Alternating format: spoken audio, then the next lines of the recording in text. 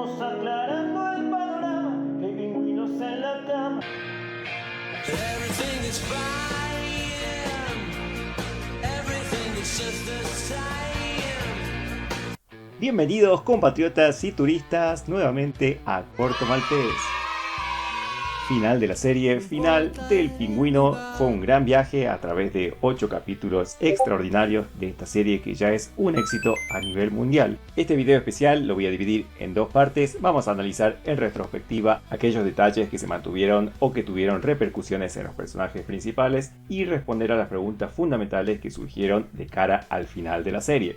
Pero primero, para no perder la costumbre, vamos con las curiosidades y los datos interesantes de este capítulo número 8, así que vamos allá.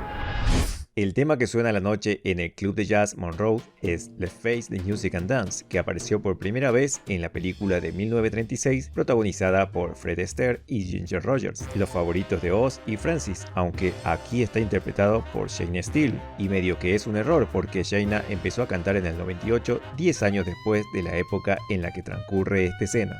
Hay carteles de Don Mitchell Jr. y grafitis del Acertijo, los dos personajes que prometían prosperidad para luego fallarle a la gente de la ciudad. Esta imagen es muy impactante. Hay un cartel de Gotham Renewal Corporation con el lema "Por un futuro más brillante", con todas las familias de la mafia tranquilamente paradas al frente. El cartel hace alusión a un fondo de beneficencia creado por Thomas Wayne que tenía como objetivo hacer llegar dinero a las familias más pobres de la ciudad. Luego de su muerte, el fondo fue utilizado por Carmine Falcone para enriquecerse ilícitamente y lavar dinero, otra muestra de la corrupción de la ciudad. Cuando Victor encara a las familias de la mafia por no querer ayudar a Oz, se ve como los segundos al mando de las respectivas bandas no están de acuerdo con la decisión de los jefes de no involucrarse. Esto tiene repercusiones luego cuando se alían con Victor y el Pingüino. En otros momentos del capítulo también se ve esta misma situación. El detective Wise se pone las gotas de drops en el mismo ojo que le vuela de un disparo a Oz mientras escapa. El negocio que se encuentra a la izquierda de Monroe es un restaurante en el que sirven empanadas argentinas. No se alcanza a ver bien en el corte final porque Oswald sube el auto y se va a gran velocidad, pero en el detrás de escena sí que se ve con detalle.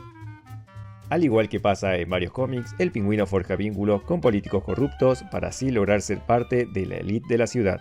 El Pingüino ve a la alcaldesa electa Bella Real hablando con varios asistentes. Aún lleva el vendaje debido a la herida de bala del final de la película de The Batman. El reloj que se ve es el mismo que Sofía le iba a regalar a su padre en su cumpleaños.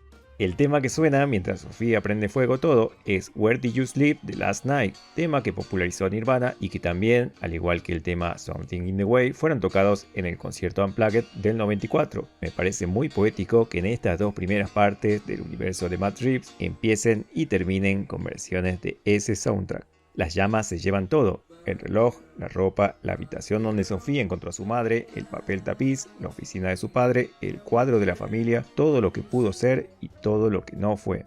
El aeropuerto internacional de Goodwin se llama así en homenaje a Archie Goodwin, quien fue escritor y editor de la compañía de DC Comics. Sofía, completamente vestida de rojo, se asemeja a un demonio. Oz le dice que se vaya al infierno y ella le responde que le guardará un asiento. ¡Qué miedo! El hotel La Couronne, la corona en español, ya lo había mencionado en mi video anterior. Justo encima del penthouse hay una gran corona distintiva, apropiado para alguien que aspiraba a convertirse en el rey de la ciudad. Una vez logrados sus objetivos a un precio altísimo, el aspecto del Pingüino ahora sí se apega mucho más a la imagen que tenemos de los cómics. Incluso en el guardarropas deja un sombrero de copa junto al paraguas. Ah, cierto, tal y como prometí, estuve al pendiente de la página del Ratalada, esperando novedades tras novedades que nunca aparecieron. Esos bastardos me mintieron. Recién luego de que terminara el último capítulo, se alcanzaron a leer unos mensajes más antes de que la policía de Ciudad Gótica diera por incautada la página. La ambición fue el eje principal de la serie, fue lo que puso en marcha en primera instancia la trama y la que la mantuvo en movimiento durante los 8 capítulos. Todos los personajes tenían una ambición que los motivaba, y me refiero a todos, desde el policía Mackenzie Bock hasta Sofía. Algunos lograron sus cometidos y otros lo perdieron todo. Al Pingüino lo motivaba a ser la cabeza de la mafia y tener todo el dinero y el poder, y lo logra. Su madre Francis ambicionaba un penthouse con vista a toda la ciudad y estar rodeada de riquezas. También lo logra, aunque de una manera que ella no habría querido. Y Carlo quería riquezas y las consigue, pero vendiendo su identidad en el camino. Víctor, por su parte, desde el principio tenía esa semilla de ambición que fue creciendo con el tiempo, pero que terminó con su vida al final de la serie. Por supuesto, cada segundo al mando de las familias de la mafia querían tomar el control de sus respectivos clanes. El concejal Heidi quería escalar en la política y limpiar su nombre, y también lo consigue por intermedio del pacto que hizo con el Pingüino. El Dr. Rush tenía la necesidad de purgar la culpa que sentía por lo que había hecho pasar a Sofía, así que se deja dominar y en el camino también buscaba alcanzar riquezas y poder por intermedio de ella. Hasta el oficial Bock, que había mencionado anteriormente, logra su cometido, que era capturar a Sofía. La única ambición que fue cambiando de todos los personajes durante el transcurso de la serie fue la de Sofía, que en un principio, cuando sale de Arkham, quiere medio recuperar su lugar en la familia. Luego directamente quiere la venganza, eliminar a todos los Falcón, que es cuando se pone el apellido de los gigantes. Luego, cuando se da cuenta que está repitiendo los mismos pasos que su padre, no es lo que quiere. Ella lo que quiere realmente es libertad de su pasado y formar su propio camino. Y conforme va cumpliendo esas metas, algunas, las logra y otras no. Pero la carta de Selina al final del episodio puede darle un nuevo motivo para no darse por vencida después de haber llegado al peor lugar, que es a Arkham. Durante toda la serie vemos a Sofía usar todo tipo de prendas. El outfit fue cambiando drásticamente conforme su mentalidad también cambiaba. La primera vez que la vemos es con un vestido blanco que refleja la pureza, entre comillas, de alguien que recién llega al mundo de la serie en este caso. Luego de 10 años en Arkham está aparentemente reformada. Y a partir de ahí, y que se empieza a involucrar en los negocios de la familia nuevamente, empieza a llevar colores más oscuros, colores apagados, y eso se mantiene constantemente, excepto en dos momentos puntuales de la serie. Uno es en el episodio 4, es cuando sucede la venganza de Sofía. Ella está vestida de color verde manzana, un toque amarillo fuerte. Es un color que suele utilizar la gente que quiere destacar, que quiere llamar la atención, que está muy segura de sí misma, de lo que planea, de lo que plantea hacer, y se corresponde con lo que hace, que es efectivamente este acto de venganza. Luego, en el episodio 8, utiliza un color rojo muy llamativo, primero de manera sutil en los zapatos y en el pañuelo que lleva en el cuello, luego directamente totalmente vestida de rojo. El rojo, como saben, está asociado a emociones fuertes, a lo pasional. Quizás en este punto de la historia se está dejando llevar mucho más por cuestiones puramente pasionales, por eso es que quema todo, las prendas de su padre, la propia mansión por completo. También en el capítulo 8 llega a utilizar un vestido de cuadritos que tiene muchos colores, que son precisamente los colores que mencioné que utilizó en momentos claves de la serie, como se ve de un color verde manzana, rojos, blancos, unos azules oscuros, todo eso al mismo tiempo, en el mismo vestido. Es como que cuando está haciendo el trato con la familia de la mafia, en ese momento sus emociones y proyectos están muy mezclados, como los colores que están en su vestimenta. Luego también hay cambios en el maquillaje que usa, que pasa de ser sutil en los primeros capítulos a marcado de cara al final de la serie. Incluso en el corte de pelo también vemos un cambio muy marcado.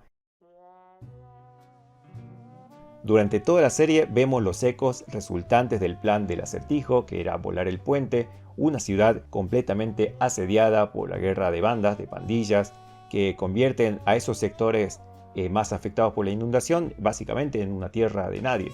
Al final el Reader no era tan inteligente como parecía, porque contrario a lo que buscaba, las inundaciones solamente afectaron a los barrios más pobres, que irónicamente fueron los que más apoyaron al político, al Acertijo.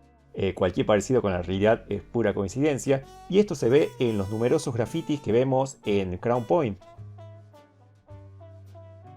Sin el Reader no habrían inundaciones, sin inundaciones Víctor no se hubiera quedado sin familia, entonces el Pingüino no lo habría adoptado entre comillas, por lo que Víctor no habría puesto en marcha el auto con Alberto en el interior del maletero, que fue lo que le salvó la vida a Oz el final del primer capítulo. Aunque en realidad eso es simplificar demasiado, porque recordemos que las inundaciones afectaron al Iceberg Lounge. Si el club no se hubiera inundado, entonces Alberto no hubiera ido ahí, por lo tanto él no le hubiera disparado, el Pingüino, entonces no se hubiera puesto en marcha las acciones iniciales de la serie. Pero siendo honestos, la ambición de Oswald siempre lo lleva a poner su vida en peligro. Recordemos que constantemente pasó esto durante la serie y que Víctor en más de una ocasión le salvó la vida, así que Víctor fue fundamental para el Pingüino, para que al final le quite la vida.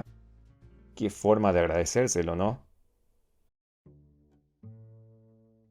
Ya la mayoría suponíamos que la trayectoria que estaba siguiendo Víctor lo iba a llevar a un final trágico, que no iba a terminar bien, pero lo realmente impactante fue que luego del cariño que le tomó el Pingüino a Víctor, fuera precisamente él quien terminara con su vida. Yo pensé honestamente que iba a ser Sofía la que acabaría con él, ya que habíamos comparado tantas veces a Víctor con Jason Todd. Pensé que iba a ser precisamente con la Barreta, como pasó en el cómic de Muerte en la Familia.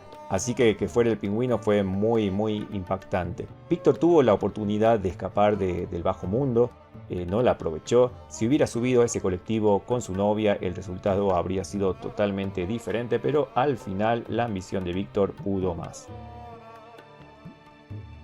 Porque Oz entendió que su mayor debilidad era tener una familia, amigos que pudieran ser utilizados en su contra por sus oponentes. Sí, ya sé, suena horrible, pero en el bajo mundo, que es donde se mueve el Pingüino, la empatía no tiene cabida y ser ajeno a los afectos le da una ventaja por encima de sus enemigos. Eso, y que Víctor fue la única persona que vio al Pingüino totalmente devastado, destruido, cuando estaba frente a la camilla de su madre. Desde el punto de vista del Pingüino era como terminar de atar cabos. Porque a los ojos de Oswald ese dinero le pertenecía a él, al igual que Víctor, que vivía de prestado según el Pingüino, y seguiría viviendo siempre que le fuera útil. Al final ya no era así, por eso terminó con su vida. Diego, de Mitos en Tierras Infinitas, nos comentó que en el cómic Pingüino, Dolor y Prejuicio, cómic que yo no leí, Oswald es el responsable de lo que le pasa a sus hermanos. Hubieron varios guiños a ese cómic durante la serie, así que sí estábamos bastante seguros de que iba a pasar eso, pero no les quería arruinar la sorpresa si es que llegaba a pasar. Porque la idea era que empaticemos con el personaje, con el Pingüino, que nos pongamos en sus zapatos, que lo apoyemos, que lleguemos a pensar que realmente quiere ayudar a la gente, como lo hacía Rex Calabrese, que es a quien él siempre admiró. Revelarte que fue él el responsable de lo que le pasó a sus hermanos recién en el penúltimo capítulo fue una decisión totalmente deliberada por parte de los productores, para que el impacto sea mucho mayor de cara al final de la serie y que comprendas que en realidad siempre existió un egoísmo desquiciado latente en él. La forma en que Sofía encontró a su hermano Alberto con el dedo cortado, el impacto que le resultó, primero se lo atribuyó a los Maroni, pero más adelante en la serie se entera que fue por obra del Pingüino, entonces ella lo toma como sello distintivo.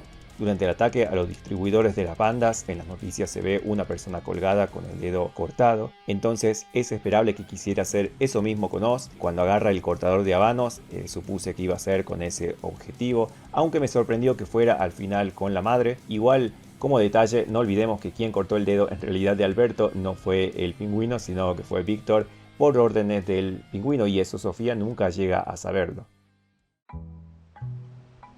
No sabía que iba a tener tanta relevancia, pero sí sabía que tenía una razón de ser. En las panorámicas de la ciudad siempre tenía una presencia imponente el edificio, seguro es el más grande de Crown Point, literalmente coronado por encima del resto, un lugar para el rey que el Pingüino cree ser. Lo que sí no pensé es que llevaría a su madre ahí, pero viéndolo en retrospectiva tiene todo el sentido del mundo. En base a los cómics podemos especular por qué en la trama de la serie no apareció Batman. En el evento de Snyder, la Corte de los Búhos, durante los Nuevos 52, Batman es capturado y puesto en un laberinto subterráneo donde permanece más de una semana. Luego también en la historia de la secta, un grupo de fanáticos pertenecientes a un culto capturan a Batman y lo encadenan también bajo tierra, donde permanece bastante tiempo hasta que es rescatado por Jason Todd. En Batman 118, Batman abandona la ciudad debido a que se entera que algo sucede con su organización de Batman Incorporated que él financiaba, así que viaja al extranjero para averiguar qué es lo que está pasando. Por su parte, en Batman Año 1 y también en Batman Año 0, Bruce Wayne regresa a la ciudad luego de varios años en el extranjero, entrenándose y perfeccionando las técnicas de combate, aunque esto fue antes de que se convirtiera en Batman, antes de que portara el manto, así que no creo que sea eso. Además, que se vaya a entrenar cuando Alfred está en el hospital agonizando no tiene ningún tipo de sentido. Tampoco creo que con todo lo que pasó con la ciudad se fuera al extranjero para resolver un problema internacional. Así que me inclino más por las primeras dos opciones, que Batman fue capturado y por eso no apareció. Recién vamos a saber la respuesta seguramente en 2 años en la película de Batman 2. No, todos los planteos que hago en la mini sección de teorías altamente falopas son especulaciones inverosímiles a modo de broma, es más que nada para divertirse, aunque si llega a pasar eso, recuerden que primero lo escucharon aquí en Corto Maltés. La batiseñal me parece un detalle espectacular que eleva el hype hasta las nubes, pero para mí mucho no tiene sentido de ser. Me explico, en el resto de la serie nunca vimos la señal, aunque sea a lo lejos se tendría que haber visto, porque fuera cual fuera el destino de Batman, los policías no deberían estar al tanto de eso. Así que, excepto que Gordon supiera que ahora sí Batman está nuevamente en actividad y que puede responder el llamado, no tiene sentido la batiseñal. La otra explicación sería que esta es la primera vez que intentan utilizar la batiseñal después de mucho tiempo. En el arte promocional que vimos, que era esta caricatura que dice que pasaron semanas desde la última vez que vieron a Batman, quizás ese dibujo en realidad se corresponde no con el principio sino con el final de la serie, que es lo que vimos en el capítulo 8, así que ahí tendría un poco más de sentido. Nuevamente entramos en el terreno de las especulaciones, pero las únicas 3 cosas que podrían reavivar la ilusión de Sofía son las únicas 3 cosas que quiso durante toda la serie. Ser libre, que en este caso es de Arkham, el dinero, aunque al final ya no tanto, pero robarle a Oz sería una manera de recuperarse económicamente y a la vez que cumple con la tercera premisa, que es dañar o eliminar al Pingüino. Recordemos que Selina Kyle, Gatúbela, es su hermanastra y es una ladrona. Al final de The Batman se va a Bloodhaven, pero seguramente a través de las noticias supo lo que le pasó a Sofía y eso la llevó a ponerse en contacto con ella. Después de todo tienen mucho en común y proponerle un plan de escape y de robo sería mutuamente beneficioso. Robarle a Oz es como matar 2 pájaros, o mejor dicho, 2 pingüinos de un tiro. Si bien el complejo de Edipo sí estaba presente en Oz, Tengo 8 complejos de Edipo, loco. para mí, y recalco, para mí, un amor romántico no es lo que lo une a ella, sino una necesidad muy obsesiva de ser reconocido, valorado y admirado.